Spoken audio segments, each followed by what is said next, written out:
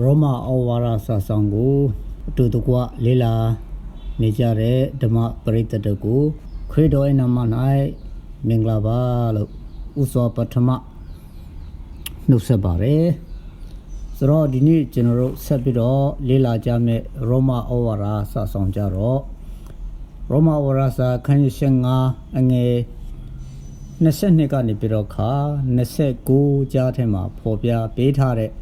အကြောင်းအရာလေးတွေကိုကျွန်တော်တို့ရှင်းလင်းတင်ပြပေးမှာဖြစ်ပါတယ်ဥစ္စာပထမရောမအခန်းကြီး5အငယ်22ကနေ29ကိုဖတ်ပြပါမယ်ထိုကြောင့်တင်တို့စီရာတို့ငါလာရသောအခွင့်မရှိအစီအတာများလာပြီယခုမူကားဤအရက်တို့၌အခွင့်မရသည်ဖြစ်၍တင်တို့စီရာတို့တွားခြင်းဟာတာစေစွာကာလပတ်လုံးအလိုရှိသောကြောင့်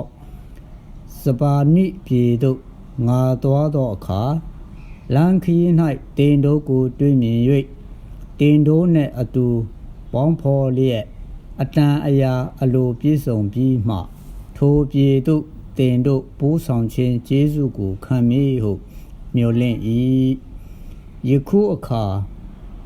တန်ရှင်းသူတို့ကိုလှုပ်ကြွ၍ယေရုရှလင်မြို့သို့ငါသွားရမည်အကြောင်းမူကားမာကေဒေါနိပြည်တို့နှင့်အခရပြည်သားတို့သည်ယေရုရှလင်မြို့၌ဆင်းရဲသောတန်ရှင်းသူတို့အားဥစ္စာကိုဝေမျှ၍စေတနာစိတ်နှင့်လှူကြပြီစေတနာစိတ်ရှိသည်ဟုဆိုသောထိုသူတို့သည်ကျေးဇူးတင်သောသူဖြစ်ကြ၏အကြောင်းမူကားတပါးအမျိုးသားတို့သည်ဓမ္မဥစ္စာကိုယူဒအမျိုးသားတို့နှင့်ဆက်ဆံ၍ခံရသည်မှန်လျင်လောကီဥစ္စာကိုလှူ၍လှုပ်ကြွအပ်၏ထို့ကြောင့်ဤအမှုကိုငါဆောင်ရွက်၍ဤအလှူလက်ဆောင်ကို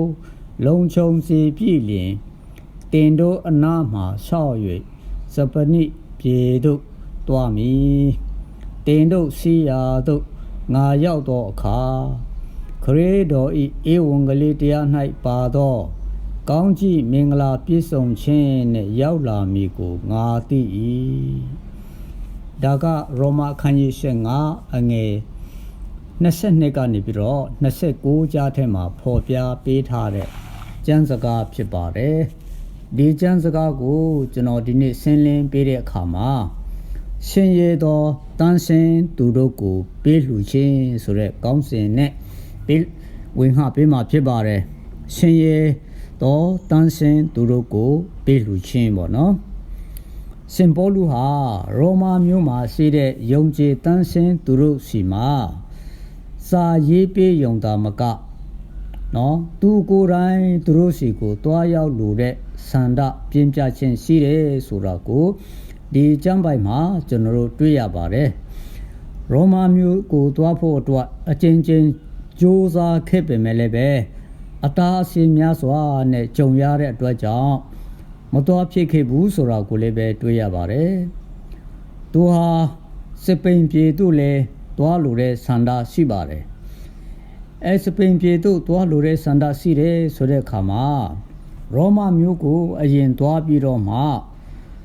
နော်စပိန်ကိုတွားဖို့အတွက်ကြံစီခဲ့တာဖြစ်ပါတယ်သူစပိန်ပြည်ကိုတွားဖြစ်မတွားဖြစ်ကိုကြတော့မတေချပါဘူးနော်ရောမမျိုးနဲ့စပိန်မျိုးကိုတွားလို့ချင်းဆန္ဒကတော့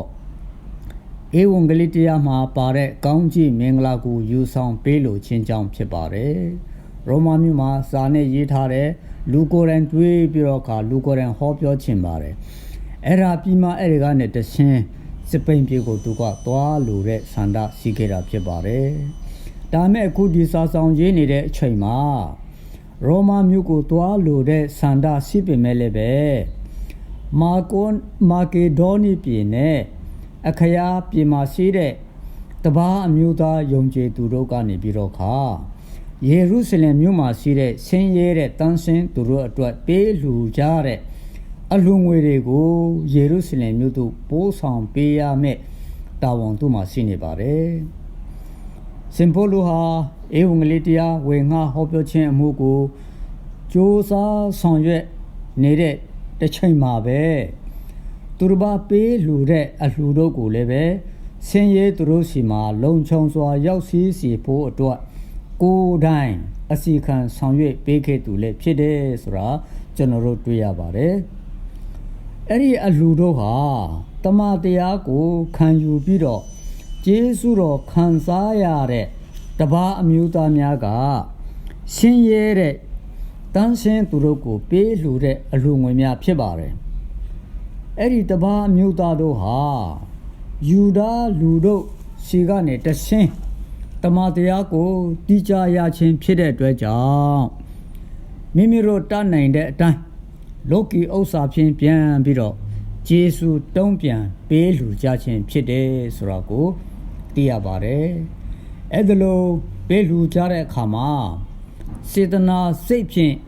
ပေးလှူကြ၏လို့ဆိုတဲ့အတွက်ကြောင့်မို့လို့သူတို့ဟာတမန်တရားရရှိခြင်းအတွက်ယေရှုတင်သူများဖြစ်ကြပါတယ်သူတို့ဟာဓမ္မဥစ္စာအမွေကိုခံရတဲ့အတွက်ကြောင့်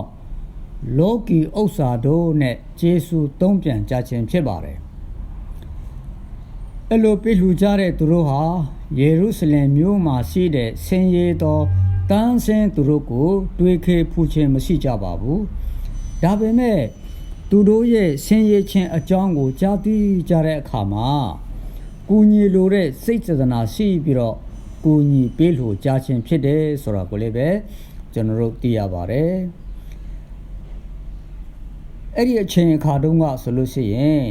မျက်မှောက်ခဲ့ကလို့ပဲငွေလွှဲငွေပြောင်းစနစ်တွေမထွန်းကားသေးတာကြောင့်ငွေကြေးတွေပစ္စည်းတွေကိုလူပုဂ္ဂိုလ်ဖြင့်ပိုးတာမျိုးသုံးကြပါတယ်ဒါကြောင့်အဲ့ဒီငွေကိုယူဆောင်ပေးသွားရမယ့်ပုဂ္ဂိုလ်ဟာစိတ်ချယုံကြည်ရသူဖြစ်ဖို့အင်မတန်အရေးကြီးပါတယ်အဲ့ဒီခါမှာအဲ့ဒီအလှူငွေတွေကိုယူဆောင်ပေးသွားဖို့အတွက်စင်ပေါ်လူနောက်ကိုထစ်ပစ်လိုက်ကြတာဖြစ်ပါတယ်စင်ပေါ်လူလည်းဟာအဲ့ဒီအလှူငွေတို့ကိုနော်ယေရုရှလင်မြို့မှာရှိတဲ့ဆင်းရဲတဲ့တန်းဆင်းသူတို့စီမှာလုံခြုံစွာရောက်စီဖို့အတွက်တာဝန်ယူရတာဖြစ်ပါတယ်စင်ပေါ်လူကမာကေဒိုနီပြည်မှာရှိတဲ့အသင်းတော်တို့နဲ့နော်အဲ့ဒီအခရာပြည်မှာရှိတဲ့လူတွေရဲ့ပေကံစွန့်ကြဲခြင်းအကြောင်းကိုကိုရိန္သုဒုတိယဆောင်အခန်းကြီး1:8နော်ကိုရိန္သုဒုတိယဆောင်အခန်းကြီး8အငယ်1ကနေ4မှာဖော်ပြပေးထားပါတယ်ဆိုတော့မာကေဒိုနီပြည်မှာရှိတဲ့အခုပေးလှူကြတဲ့လူတို့ဟာလည်းပဲသူတို့ကိုယ်တိုင်ညှင်းဆဲခြင်းခံရတယ်လို့ပြောပါတယ်ဒါပေမဲ့သူတို့ကပေကံစွန့်ကြဲခြင်းစစ်စိမ်ကြွေဝါပြီးတော့အလွန်ကြီးတဲ့ဝမ်းမြောက်ခြင်းရှိကြတယ်လို့ပြောထားပါတယ်နော်သူတို့ပေးတဲ့အလှူတို့ကိုလက်ခံပေးပြီးတော့ယေရုရှလင်မြို့ကိုပို့ဆောင်ပေးဖို့အတွက်စင်ပေါ်လူကိုတောင်းပန်ကြတာဖြစ်ပါတယ်တောင်းပန်ပြီးတော့သူတို့ပေးကမ်းကြတာဖြစ်ပါတယ်သူတို့ဟာဥစ္စာကြွေဝါပြီးတော့ပေးကြတာလည်းမဟုတ်ပါဘူးစိတ်စေတနာဖြင့်တတ်နိုင်ဒီထဲမကပေးလှူကြခြင်းဖြစ်တယ်လို့ပြောပါတယ်တတ်နိုင်ဒီထဲမကလို့ပြောထားတဲ့အတွက်ကြောင့်မိမိကိုယ်တိုင်အနည်းနာခံပြီးတော့ပေးလှူကြခြင်းမျိုးဖြစ်တယ်ဆိုတာကိုကျွန်တော်တို့သိရပါတယ်လူတို့စီမှာဘသူစီမှပေးလှူလိုတဲ့စိတ်စေတနာရှိကြသည့်တိုင်ဘသူမှနော်ပေးလှူဖို့အတွက်ငွေပူငွေရှန်ရှိတယ်ဆိုတာမရှိကြပါဘူးအဲ့လိုအခြေအနေမျိုးမှာစေတနာစိတ်အတိုင်းပေးလှူနိုင်ဖို့အနည်းနာခံရတာဖြစ်ပါတယ်ဥပမာအချိန်ပိုအလုပ်လုပ်ခြင်းဖြင့်နော်ရရှိတဲ့ငွေကိုပေးလှူခြင်းနောက်ပြီးတော့မိမိနေ့စဉ်သုံးနေကြငွေပမာဏကိုစောချပြီးတော့ခါပေကံစွန့်ကြဲခြင်းစားနေကြတောင်းနေကြအစားအသောက်မျိုးတွေကိုပမာဏစောချပြီးတော့ခါပေးလှူကြခြင်းမျိုးဖြစ်ပါတယ်အဲ့ဒါက ကိုတက်နိုင်ဒီထက်မကပေးလူချင်းရဲ့ပုံစံမျိုးဖြစ်ပါတယ်ဒီကျမ်းပိုက်ပါကျမ်းစကားကနေပြီးတော့ကျွန်တော်တို့တင်ယူနိုင်တာကဘာရှိလဲဆိုလို့ရှိရင်ယုံကြည်သူများအချင်းချင်းဆင်းရဲတဲ့တန်းရှင်းသူတို့ကိုစိတ်စေတနာဖြင့်ကူညီနိုင်ဖို့ကြိုးစားအားထုတ်တင်တယ်ဆိုတာကိုကျွန်တော်တို့တင်ယူနိုင်ပါတယ်နောက်တင်ယူစရာတစ်ခုကတော့အဲ့ဒီအလှများဟာအလေအလွင်မဖြစ်စေဘဲနဲ့လိုအပ်သူတို့စီမှာရောက်ရှိနိုင်အောင်လဲကြိုးစားဆောင်ရွက်တင်တယ်ဆိုတာကိုကျွန်တော်တို့တင်ယူရမှာဖြစ်ပါတယ်အဲ့ဒီလက္ခဏာတို့ဟာယုံကြည်သူများခရစ်တော်၌တလုံးတဝါတည်းဖြစ်ကြခြင်းသဘောကိုပြသပေးတဲ့လက္ခဏာလေးဖြစ်ပါတယ်နောက်ပြီးတော့ကျွန်တော်တို့ဓမ္မဟောင်းကျမ်းထဲကိုကြည့်မယ်ဆိုလို့ရှိရင်တုတ်တန်14:21မှာဆင်းရဲသောသူကိုတနာသောသူမူကားမင်္ဂလာရှိ၏ဆိုပြီးတော့ပြောထားသလိုတုတ်တန်19:19မှာလည်းပဲဆင်းရဲသားကိုတနာသောသူသည်ထာဝရဘုရားအားချီးငှားသောသူဖြစ်၍သူပြုသောအမှု၏အကျိုးကိုဆက်ပေးတော်မူလိမ့်မည်ဆိုပြီးတော့ပြောပြထားပါတယ်။နောက်ကျွန်တော်တို့ဒီပေးလူချင်းနဲ့ပတ်သက်ပြီးတော့စင်ပေါလုကနေပြီးတော့ခါတမန်တော်အခန်းကြီး20:35ထဲမှာပြောပြထားတာလည်းတွေ့ရပါတယ်။အဲ့ဒီမှာဘယ်လိုပြောပြထားသလဲဆိုလို့ရှိရင်တင်တို့ဒီလေအလုတ်လုတ်၍အာနေသောသူတို့ကိုမာစားရမည်ကို၎င်းအစွမ်းအကျဲခံခြင်းအရာထက်စွန့်ကြဲခြင်းအရာသည်တာ၍မင်္ဂလာရှိသည်ဟုသခင်ယေရှုမိန့်တော်မူသောစကားတော်ကိုအောက်မေ့ရမည်ကို၎င်းအရာရာ၌တင်တို့အားငါပြသပြီလို့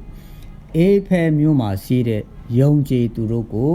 ပြောပြပေးခဲ့တာကိုလည်းကျွန်တော်တို့တွေ့ရပါတယ်။ဒါကြောင့်ဒီကျမ်းပိုက်တွေကိုကျွန်တော်တို့လေ့လာတဲ့အခါမှာဒီကျမ်းပိုက်တွေမှာဖော်ပြပေးထားတဲ့ကျမ်းစကားများအရာယုံကြည်သူတို့ဟာ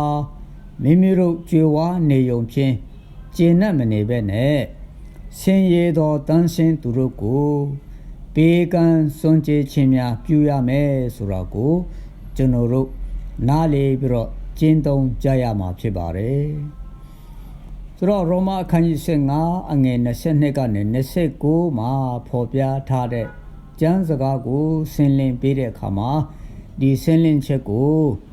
အချုပ်အဖြစ်ဒီလောက်နဲ့ပဲနေကုန်ချုပ်ပါတယ်တရားနာပရိသတ်တော်အပေါ်မှာဘုရားသခင်ကောင်းကြီးချပေးပါစေလို့လည်းဆုတောင်းပေးပါတယ်